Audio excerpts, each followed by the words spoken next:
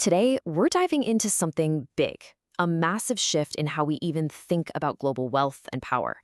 We're moving past the age of gold, past the age of the dollar, and into a totally new era that's being defined by something called the compute standard.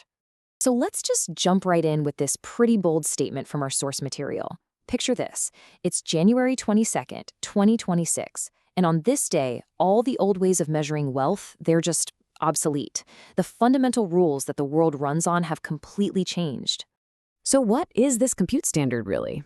Well, it's a whole new economic system, a world where the true measure of a nation's power isn't its gold reserves or the strength of its currency. No, it's its total, secured AI processing capacity. And just as importantly, all the physical stuff, the infrastructure that makes it run. And hey, this isn't just some far-off theory. According to the source, this whole thing is being driven by two absolutely seismic events that are shaking up the global financial system as we speak. So let's take a look at what's actually forcing this change. Okay, so you've got two things happening at once. First, there's this explosive leak coming out of the International Monetary Fund. And second, there's a very real, very physical crisis unfolding with our power grids all over the world. You put those two together, and you've got a perfect storm. So catalyst number one is this alleged leak from the IMF. It points to a new digital asset framework that's in the works. Now, let's be super clear here. This has nothing to do with crypto. This is all about governments officially recognizing a nation's raw computing power as a real, tangible asset. Something you can literally count as part of your reserve. And that brings us to this brand new, really crucial term, reserve compute capacity. Just think about what this means for a second.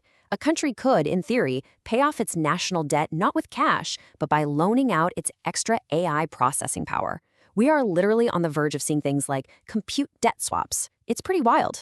At the exact same time, the physical world is just hitting a wall. For the longest time, the scarce resource was oil, right? Well, the new scarcity is stable, reliable electricity. With all these massive data centers popping up, our power grids just can't handle the load. And this has made guaranteed energy contracts, they're called power purchase agreements or PPAs, insanely valuable. They're basically trading like a whole new commodity. So here's the point where it all clicks together. If stable power is the new scarce resource and compute is the new way we measure wealth, then the physical infrastructure that creates and moves that power is, for all intents and purposes, the new gold. And that forces us to completely rethink what we even consider a valuable asset. I mean, just look at this shift. It's so clear. Where we used to think wealth was about owning oil fields, now it's about owning next-gen data centers.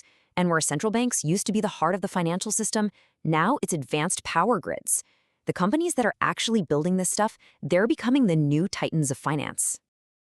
I love this quote from the source because it just nails the concept. We have to get out of the mindset of thinking of data centers as just warehouses full of servers. No way. They're the modern-day equivalent of a national mint, and they are printing the compute currency that the entire global economy is becoming desperate for. Okay, so if infrastructure is the new money, how does it actually play out in the real world?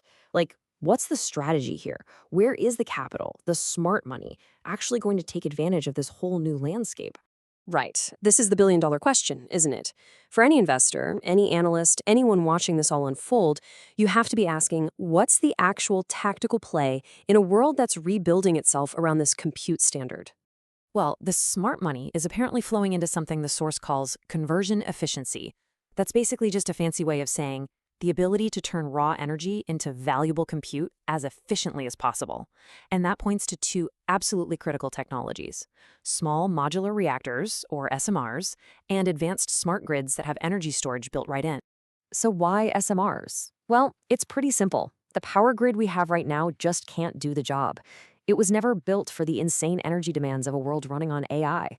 SMRs are really the only power source out there that's both dense enough and scalable enough to handle this new load. There's a reason they're being called the new apple of energy.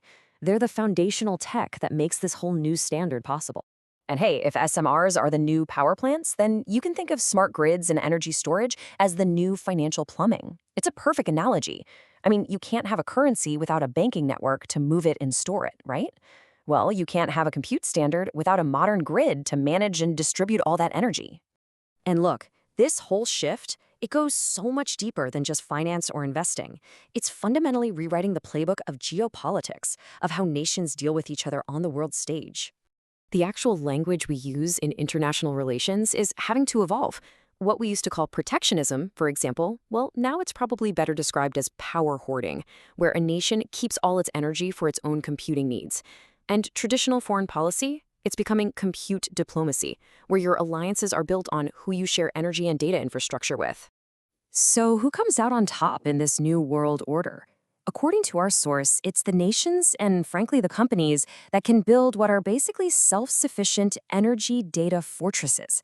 The ones who control their own power generation and their own data processing from beginning to end, they're the ones who will have the ultimate advantage. And that leaves us with one last and I think really critical question to chew on. We're watching capital flow away from abstract financial products and into the real hard assets that power intelligence. So, in a world where compute is currency, who gets to build the new empires?